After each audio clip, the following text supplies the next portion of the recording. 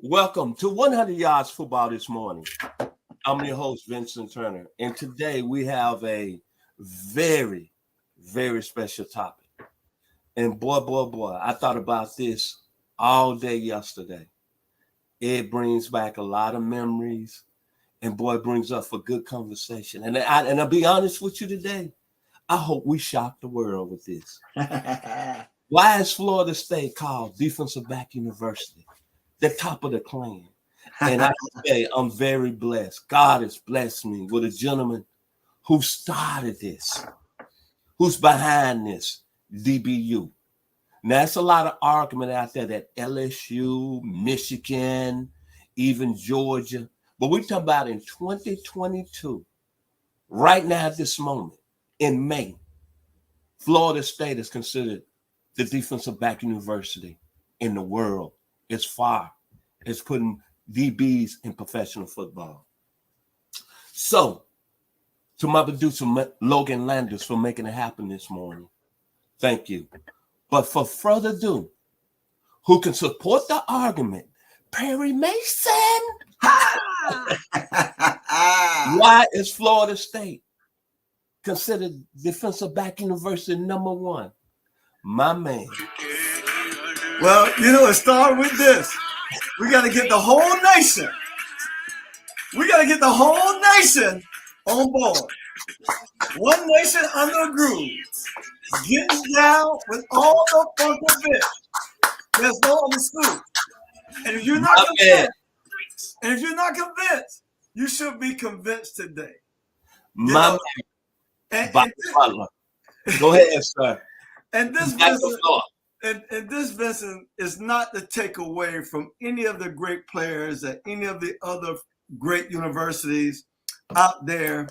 A lot of people want to get in this argument. They always throw their school in there because they may have a handful, or they may have some guys right now, right? Yes, sir. But when you start talking about DB University, this is something that don't happen in the last 5 years. This is something that's happened over history. And so there's a lot of teams from Texas. They want to claim it. LSU want to claim it. Ohio State want to claim it. Virginia Tech want to claim it. And our arch rival, the Miami Hurricanes, want to claim it. Like I say, has nothing to do in a negative way against any of you. You guys had a lot of great players. Some of you may have the best all-time players at one position in the secondary. But that's not what we're talking about. We're talking about DB University. And I love the song that we just started, One Nation Under Groove. I got to get all y'all under this thing. We got to get unified. Just go and speak the truth. So here we go. We're going to get started. And I'm going to try not to be long-winded, but this is a long-winded conversation. First and foremost, right? A lot of you who follow football now don't go back as far as I do. Some of you may start with prime time, Deion Sanders, who is the greatest cornerback, in my opinion, ever in the history of pro football and in college, right? And that's my opinion, not because of what I saw him do on the TV. I saw him up close and personal. We were roommates at the Atlanta Falcons. In my older years, Deion was a rookie in 1989, which was my 9th season. And I got a chance to play with that guy, roommate with him, got a chance to spend a lot of time with him, the greatest corner of all time, right? And we got some guys on this list, man, that's so powerful. So let's just go back. Let's just go back to the beginning, and I'm going to try to speed this up as much as possible. Take your time, brother. Take your time. You got all the time in the world. We go back to when Florida State had just turned from an all-girls school. Yes, we used to be an all-girls school. And there's power in that because every male in the country wanted to go to Florida State because of the females. So y'all can say what y'all want to say. I claim my girls. And thank y'all for doing what you did in those years. But we're going to start with a guy who never played pro football, but he was a great college cornerback, played both ways, played quarterback, played cornerback, in 1953 to 56. Now he's an American sports broadcaster, Vincent. You know, we know him as a football analyst for ESPN. And, you know, and what he did when he left school, he went into coaching right away. We're talking about the great Lee Corso.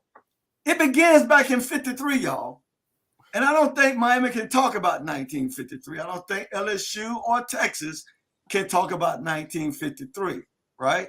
Now, and then it comes to 1966 and 68. We had a great safety by the name of Walt Sumner, who played 7 years in the league with the Cleveland Browns. Great safety. Then we started at the end of the 60s, early 70s, when things truly changed. This young man was the first African-American to get on the field at FSU from Macon, Georgia, a guy by the name of J.T. Thomas, who was a Pro Bowler with the Pittsburgh Steelers, won 4 Super Bowl rings.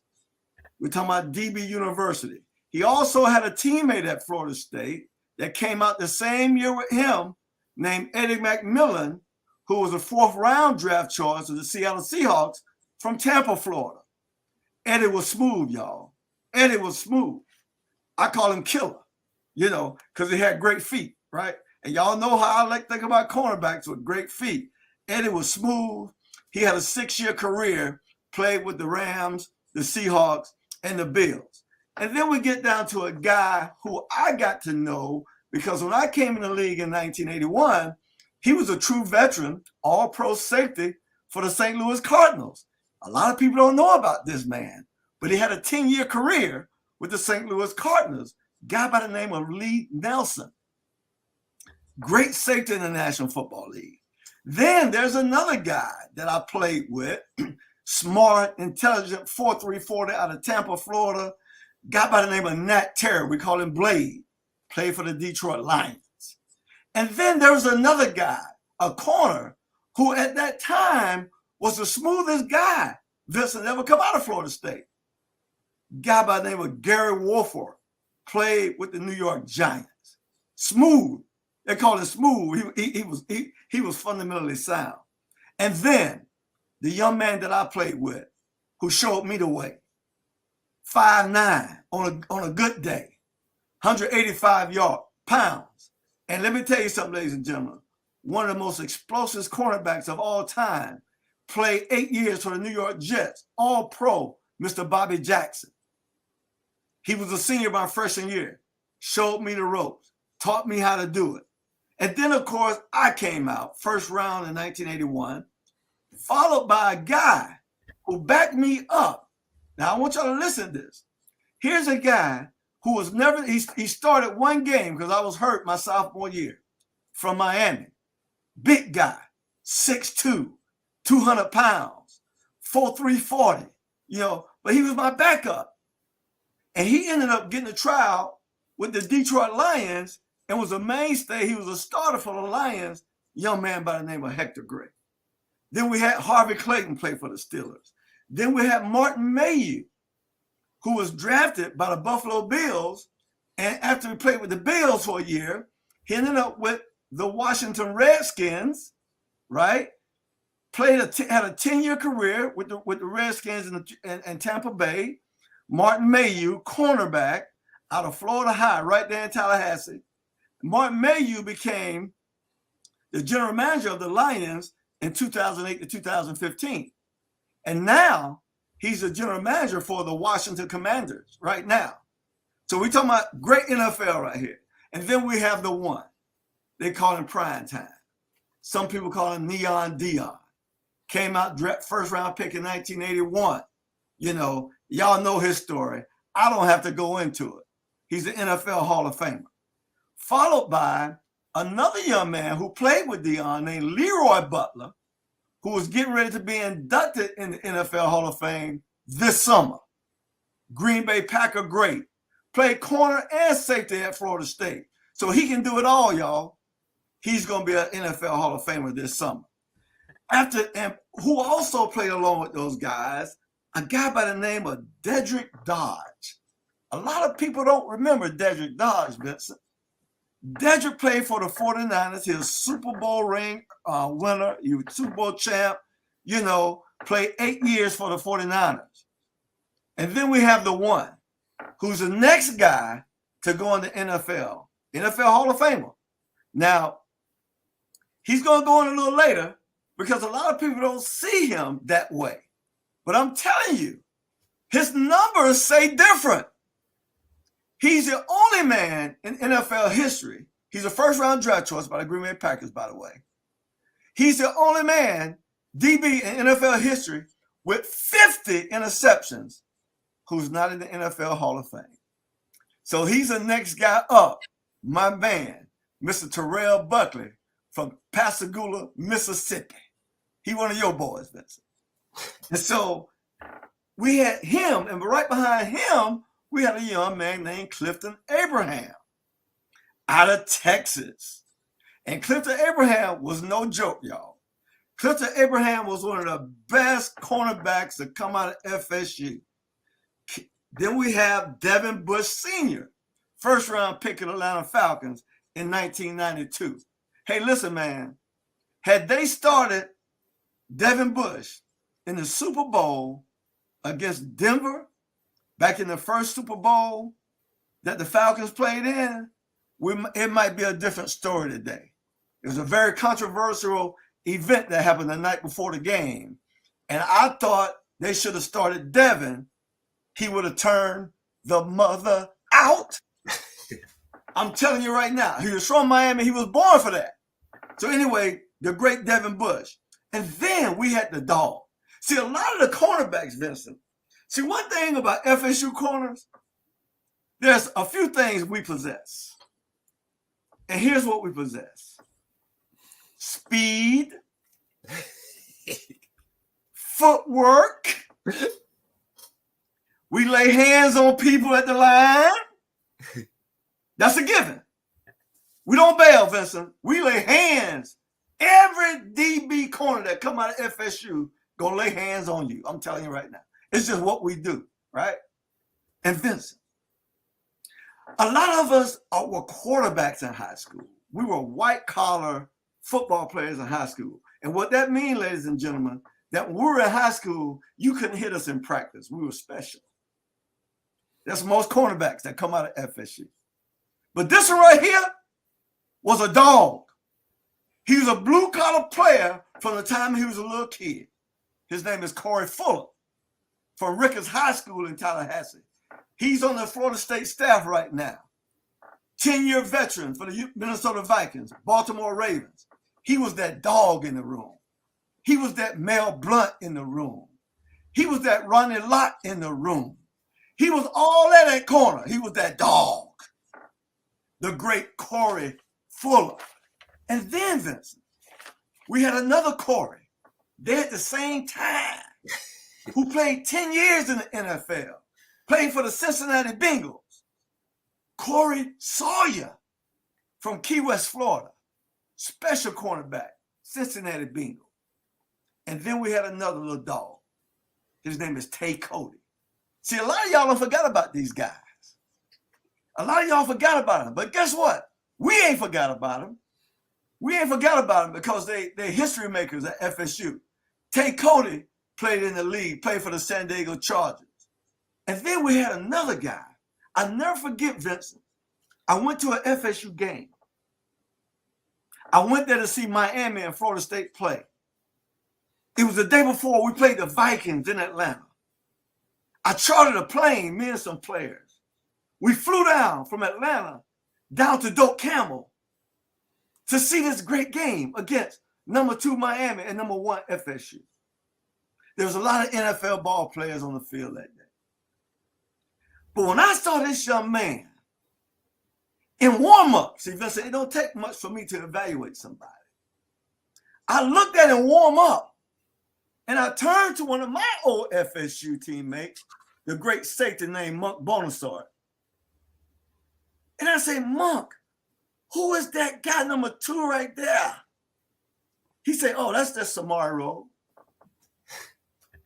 Samari Rowe was drafted in the 2nd round in 1998, y'all. He played 12 years in the league. He wasn't nothing but an all-pro in the National Football League. He wasn't nobody special. He just an all-pro. That's all he was, right? And then we had Chevin Smith to come after him. Dexter Jackson came after Chevin. Dexter Jackson, if y'all don't remember, was the MVP of the Super Bowl. MVP when Tampa won their first Super Bowl. I'm just telling you, safety at Florida State had a 10-year career. And then we had another Pro Bowler come in right after him, a guy named Chris Hope. Y'all don't forget about Chris Hope. People don't forget about Chris Hope, Vincent. 12 years in the NFL. A perennial Pro Bowler. A lot of people don't talk about him when they talk about the greatest that come out of FSU. Chris Hope was one of them guys. Then we had Mario Edwards Sr. to follow him. Mario Edwards Sr. was a big, tall corner. Look, hey Vincent, he looked like the guy who changed the game. And because he changed the game, we're talking about Mr. Mel Blount. Guys like me became a commodity in the league. Because he wouldn't let guys off the line scream. He just beat them down.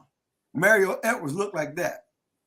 Dallas Cowboys. That's why Vincent know him, because he's a Cowboys fan. And then we had a young man in 2001 who was a first-round pick. A lot of people don't talk about him. His name is Derek Gibson. Was drafted by the Raiders in 2001. Derek Gibson, followed by Jerome Carter, Rams and Cowboys. Followed by, now this guy right here is another dog in the room. Now, like I say, Samari Rowe had great feet. Y'all heard me talk about him, right? We talk about Mario Edwards. He was a great press corner, right? But this guy right here, drafted in the second round by the Steelers in 2005, his name is Brian McFadden. A lot of y'all don't remember Brian McFadden, but I do, because he was a dog, played for the Steelers, had a great NFL career. Then we had B.J. Ward. And then in 2010, we were going in a high different direction, Vincent. We started recruiting those guys who were intelligent, guys who were smarter than smart. This guy right here played at Florida State. He was All-American safety. We got a nickname for him. His nickname was Doc. He was a Rhodes Scholar, neurosurgeon resident, was drafted by the Tennessee Titans. Before he said, okay, I can't damage my hands because my long-term goal is to be a neurosurgeon. And that was a great Myron Rolle. Y'all forgot about Myron Rolle. And then Pat Watkins came. And then we had one Vincent, who was a monster in the room, got drafted in 2006.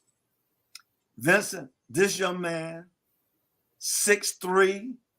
Yes, sir. 200 pounds. Yes, sir.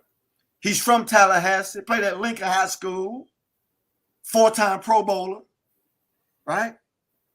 Tied the NFL longest touchdown return, 109 yards. He's in a category all by himself because nobody looked like him. 11-year career. I'm talking about Antonio Cromartie. Yes, he went to FSU. Y'all forgot. All y'all talking about Texas, LSU. Y'all forgot these names I'm talking about today. And then we had one named Tony Carter. He was like me. He was light in the draws, but he could play. He could flat out play. Tony played 8 years in the National Football League. And then we had another dog came out of there from Quincy, Florida. That's where my folks from. On my maternal side, my mama. They're from Quincy, Florida. A guy by the name of Leroy Smith, who played for the Bears and the Falcons, right? So we had all those guys. And you know what? It's amazing. When we talk about them, it's not over. Because now we're going into this new generation. All in what I just mentioned, that's all old school right there. Now we're going into the guys who are actively playing today. And it started out with the All-American, who's a three-time Pro Bowler and probably going to be a Pro Bowler again before it's over with, Mr. Xavier Rhodes, first-round pick of the Minnesota Vikings in 2013. And now he's with the Indianapolis Colts, Xavier Rhodes. And then we got this guy. Oh, he's special, Vincent. Vincent, he's special. His name is Patrick Robinson. Y'all know about Patrick Robinson, right? Super Bowl champ, first round pick in 2010, played for the Saints, Chargers, Colts, Eagles, and now he's back with the Saints. Listen, man. Listen. I know this is kind of long-winded. I'm trying my best to get through with it. Keep going, brother. Huh? Keep going. Then we had a young man, 2014, third-round pick, safety, for the Baltimore Ravens named Terrence Brooks. Y'all forgot about Terrence Brooks, third-round pick. Baltimore Ravens, Eagles, Jets, Patriots. And then we had Mike Harris. And then we had this guy who came out. Now, at Florida State, he played every position. He played safety. He played corner. He played nickel. He played dime. So in other words, the more you can do. This guy, by the way, was drafted in the second round in 2014 by the Rams. His name is LaMarcus Joyner. FSU, y'all. Hey, listen, y'all, we still on FSU. We're talking about DB University here. And then, 2 years later, we had the guy who some think to this day is the best corner in the National Football League. Full-time Pro Bowler, All-Pro. Like I say, arguably the best corner in the National Football League today. First-round pick in 2016 NFL Draft by the Jacksonville Jaguars, Mr. Jalen Ramsey. FSU, by the way, Mississippi born. Then right after him, or during the same time, let's say this, we had a guy who was a defensive MVP of the 2014 BCS championship game, drafted in the third round by the Saints, Mr. P.J. Williams. Have y'all forgot about P.J.? P.J. was a special player. Then, listen, I'm sorry, y'all, but I just got to make a point. Then right after him, we had another Super Bowl champ, second round pick in 2015, Super Bowl champ, Philadelphia Eagles, Mr. Ronald Darby. Don't forget about Ronald Darby from Miami, right? And then we got another guy who came out in 2018. Now, I want y'all to listen to this now.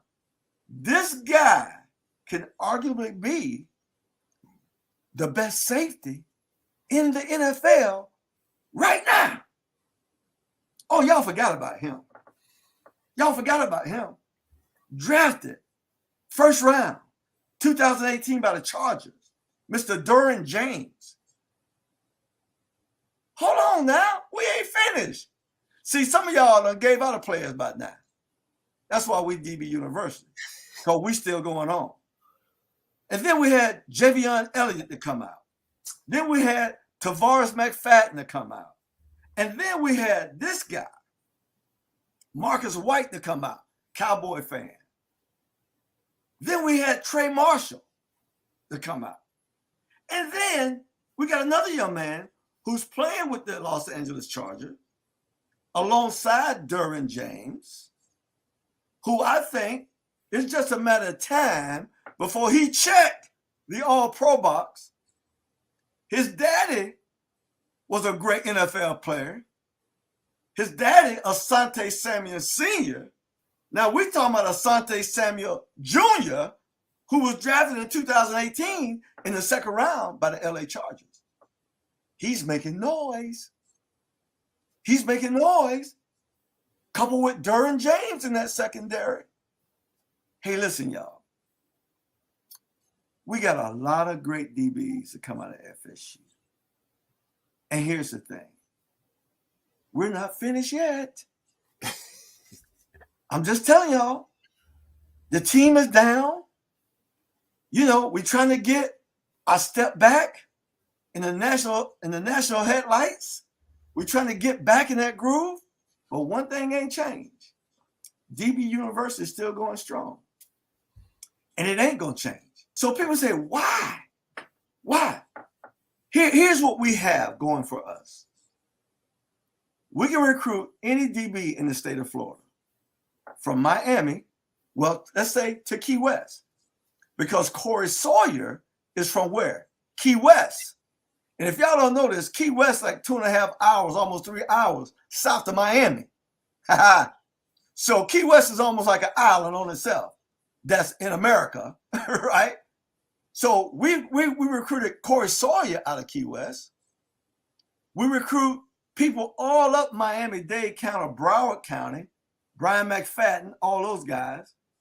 Devin Bush out of Miami, right? Harvey Clayton out of Miami. And so we got all those guys. We can recruit Miami, we recruit Broward County, we recruit Dade County, we recruit Palm Beach County. That's where I came out of course. And then we recruit all over the state of Florida. Tampa. A lot of these DBs I call are from Tampa.